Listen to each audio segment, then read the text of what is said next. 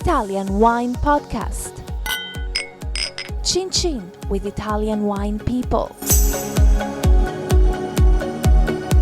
Hello, this is the Italian Wine Podcast with me, Monty Waldin. Today's guest is Giovanni Manetti. Hello to everybody.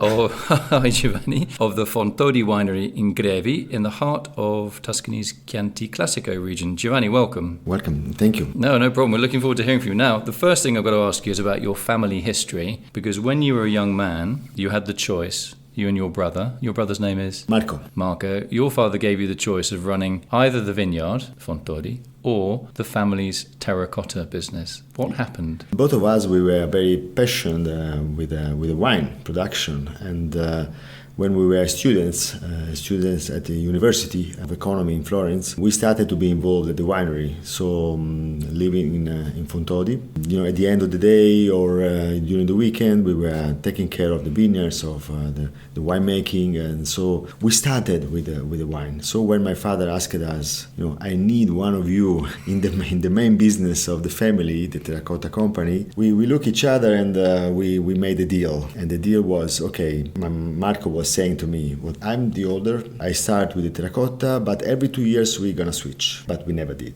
because it doesn't work. It's when you start to do a business, you cannot switch and every 2 years. So he's still saying to me, you are the lucky one, you've been very privileged because you're running the wine business and I'm still in the terracotta. But now we found a way to cooperate and to work together with the Amphora project. So you're making amphora for wine production? Amphora for wine production. Clay pots for winemaking. Clay pots, and that is something very, very interesting. That was probably the origin of the winemaking. 6,000 to 8,000 years ago in Caucasus or in the Georgian Republic. The first people started to make wine. Probably they were doing that using amphoras, terracotta amphoras. So it's very exciting, and we make terracotta in the family. So that is something to combine the two activities of the family, and making amphoras and making wine in our amphoras. So it's something that is very emotionally involving. And you've come full circle. Yeah, that's great. Yeah, full circle. Okay, so listen, tell us a little bit about your vineyard, Fontodi. So I'm always confused between Greve in Chianti, which is a town. It's written Greve, by the way, G-R-E-V, but it's said Greve in Italian. Panzano in Chianti, and the Concodoro. What is going on? What do all those words mean? Greve is one of the main communes in the Chianti region, one of the 8 different communes, so it's quite large. And almost 50% of the surface of Greve commune is represented by Panzano, which is the southern part of Greve territory. Okay. Geologically and the shape of the hills, the morphology are very different. So since centuries and centuries, they've always been considered 2 different wine regions, 2 different areas. Greve on one side on the north and Panzano on the south. South of the village opens up a beautiful valley called the Concodoro. It's like a natural amphitheater, so like a bowl with a full southern exposure. So there is lots of light, quite warm during the day because of the southern exposure, but quite cool at night also because of the elevation. That is.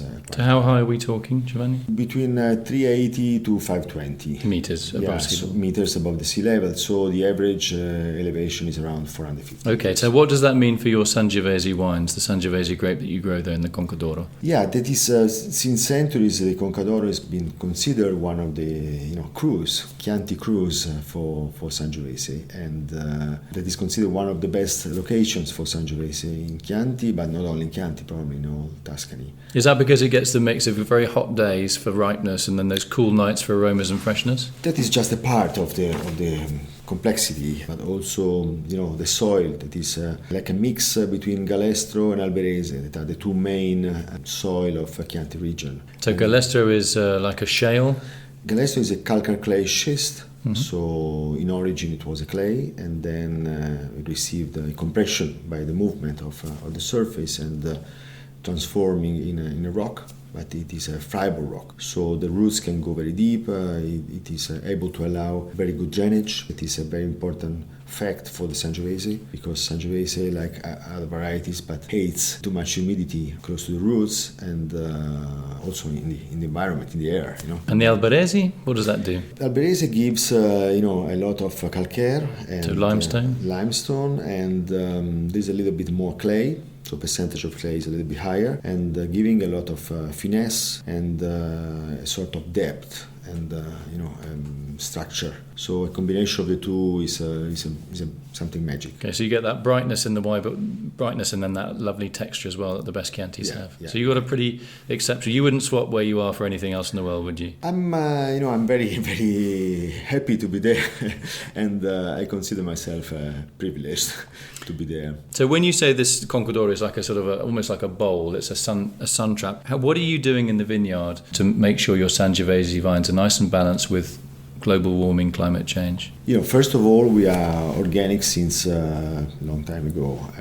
I started to experiment organic methods in 1990, and 10 years after, all the farm was transformed in organic certified. And but not only in 2000, I also reintroduced the Chianina cows. So I'm trying to apply the most principles of biodynamic. So, which is trying to have a self-sustaining living organism where you're creating your own fertility with the manure from the cows. Yeah. So it's like a full circle, So I feed the cows with hay and barley that I grow in the middle of the vineyards, and they give us back the manure to make the compost. So self-sufficiency, I think, is one of the key principle, because it's a sort of maximizing the internal resources, avoiding the external inputs, and that is much better to underline the sense of place, the terroir characters of the wine. Yeah. And more and more quality regarding wine will be means terroir, means transferring the flavors, the characters of a territory into the bottle. But you're one of the very few people that has cows in Chianti. Do you think are people, I'm not saying copying you, but they look at you, you're a really famous winery anyway, and the fact that you've now got these cows, do people think you're a little bit crazy, or do you think actually, this is a pretty good idea? I receive a lot of visits every day from my colleagues, and everybody, they enjoy very much to see my cows, and they're very curious, and they say, oh, what a great idea, I want to do the same, but I'm still the only one doing that. I don't know why. We have to ask to the other people, to my colleagues, but it's very easy to manage a cow cattle farm. So it's not a big. But is it easy for you because you're such an organised guy? I first of all, I live there. I live in the middle of the vineyards. I don't live in Florence in a beautiful palazzo, but I live right in the middle, in a farmhouse, right in the middle of the vineyards, and that helps to be connected, to be plugged with your place, with your vineyards, and when you open the window in the morning, early in the morning, you can see what weather is and how to arrange, how to organize the work of the day. And because winemakers often speak about having a connection with their vineyard and their vines. Do you feel you've got a very strong connection with your cows? Yes. It's just like a system, It's the cows are playing a very important role in giving fertility to the soil and trying to let express more and more the sense of place. So the type of agriculture that I do is something in balance with nature, in balance with the cosmos, and trying to assist Mother Nature to give us back their gifts.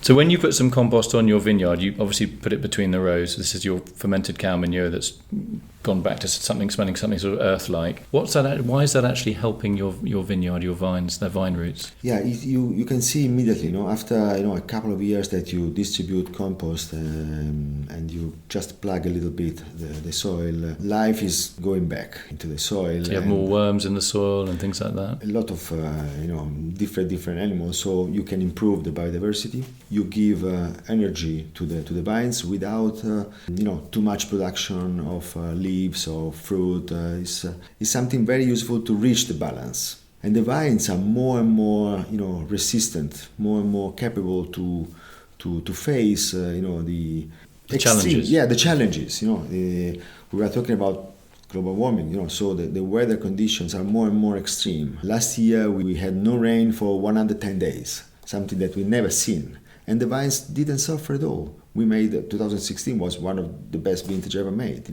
So that means that the vines are capable to resist, to live well even if the weather conditions are not perfect. And I think that is the recipe for the future. What happened after the big frost in 1956, where lots of vineyards, not just in Italy but all over Europe, were killed off by this frost, and 10,000 people living in Chianti at that time? But you've got data saying there were even more cows. Is that correct at that period of time? Yeah, at that time in 1957, so the year after, the Consorzio of Chianti Classico and organized a big convention with all the top agronomists from all around Italy to discuss the future of the territory. And so they made like a photo of the economy of the territory at that time. And I have the book with all the results of the convention. And at that time there were 12,000 Chialina cows with 10,000 citizens, so 1.2 cows per person. That was in Chianti, in the Chianti Classico commune. So it's a huge number. And when I was a child, talking about end of the 60s, assisted to take away the cows. Yes. In just in few years they completely disappeared because the land was being rationalized, almost, wasn't it? Yeah, first of all that, and also the goal of at that time there were quantity and not quality, and everybody increased the space between the rows to use bigger tractors in order to reduce the cost, and and that was a wrong way. Giovanni Manetti, thank you very much for coming in for today's Italian Wine Podcast. You're welcome back anytime. Thank you for having me. Follow Italian Wine Podcast on Facebook and Instagram.